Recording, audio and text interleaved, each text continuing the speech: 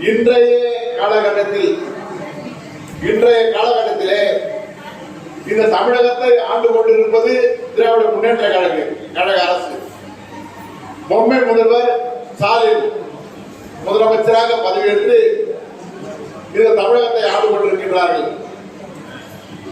அவர்கள் கொள்ளைப்புற வழியாக மக்களை ஏமாற்றி ஒரு 520 பொய்யான வாக்குறுதிகளை மக்கள் மனதிலே புகுத்தி மக்களை ஏமாற்றி இன்று ஆட்சிக்கு அமர்ந்துவிட்ட அந்த ஸ்டாலின் அரசு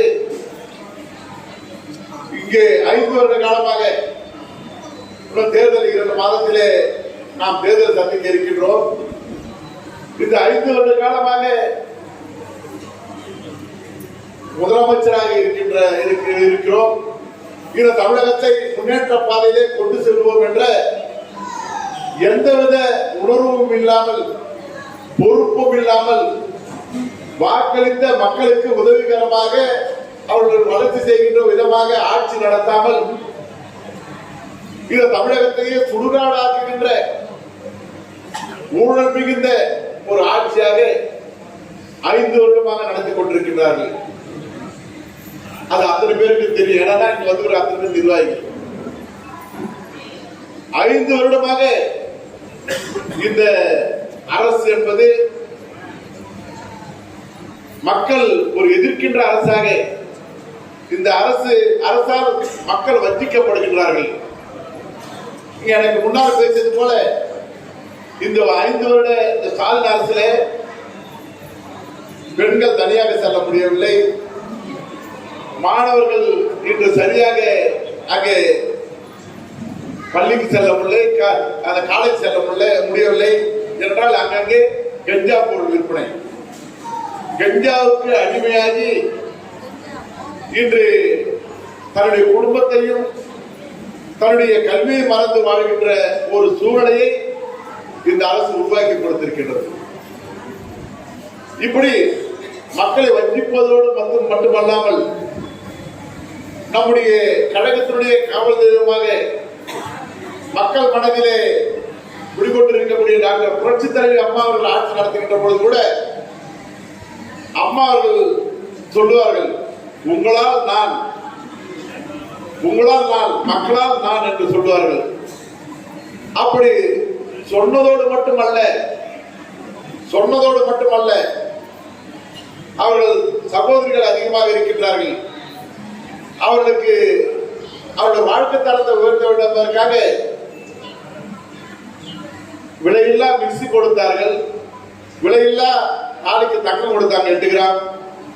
அதை போன்று அண்ணன் சொன்னது போல கறவை மாடு, ஆடு, மாணவர்கள் எடுத்துக்கொண்டோம்னால் அவர்கள் லேப்டாப், சீருடை, ஆக ஏழை எளியவர்களுக்கு அம்மா உணவகம். அது மட்டுமல்லாமல் பல ஆண்டு காலமாக அந்த கிராமத்தில் குடியிருப்பவர்களுக்கும் பட்டா, புறம்போக்கு நிலத்தில் குடியிருப்பவர்களுக்கும் பட்டா வழங்கப்பட்டது. இப்படி மக்களுக்கு ஒரு பாதுகாப்பான ஒரு ஆட்சியாக மக்கள் விரும்புகின்ற ஒரு ஆட்சியாக மாண்புமிகு அம்மா அவர்கள் நடத்தி காட்டினார்கள். ஆட்சியின் மூலமாக அம்மா அவர்கள் செய்தார்கள். அவர்கள் மக்களை பாராட்டினார்கள். அதற்கு அம்மா வழியிலே வந்த ஆனால் மாண்புமிகு எடப்பாடி அவர்களும் அம்மா இவர்கள் ஆட்சி எப்படி நடத்தினார்களோ அதே வழியிலே அம்மாவின் ஆட்சியை இந்த தமிழகத்திலே கொடுத்தார்கள். ஸ்கூட்டி கொடுத்தாங்க, அது 8 கிராம் தங்கம் கொடுத்தாங்க, எல்லாமே கொடுத்தாங்க.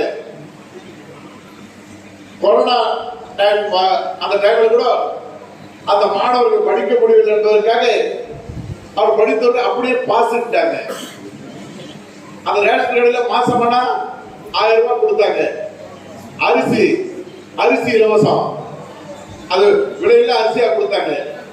இப்படி அவங்களுக்கு அந்த நோய் வராமல் தடுப்பதற்காக அந்த அமைச்சர்களை கொண்டு அந்த குழு போடப்பட்டு அவருக்கு வேண்டிய வசதிகளை நம்முடைய மாண்புமிகு அண்ணன் எடப்பாடி அவர்கள் செய்து கொடுத்தார்கள். என்றால் அவர் மக்கள் மீது பாசம், மக்கள் தான் முதலமைச்சராக உருவாக்கி இருக்கின்றார்கள். அப்படி உருவாக்கிய மக்களுக்கு நாம் நம்பிக்கையா இருக்க வேண்டும். அரசின் மூலமாக அவர்களுக்கு உதவிட வேண்டும், அதற்கு சட்டங்கள் வகுக்க வேண்டும் என்பதற்காக பார்த்து பார்த்து ஆட்சி நடத்தினார்கள். ஆனால் இன்றைய சூழ்நிலையிலே இந்த அரசு திமுக அரசு நாம் பார்ப்போமானால் அவர்கள் சொன்ன வாக்குறுதிகளை நிறைவேற்றப்படவில்லை. வாக்குறுதிகளை நிறைவேற்றப்படவில்லை என்றாலும் நாம் ஏற்றுக்கொள்ளலாம். ஆனால் அவர்கள் சூதுவாதம் மிக்கவர்கள், ஊழலிலே குடிக்கொண்டவர்கள்,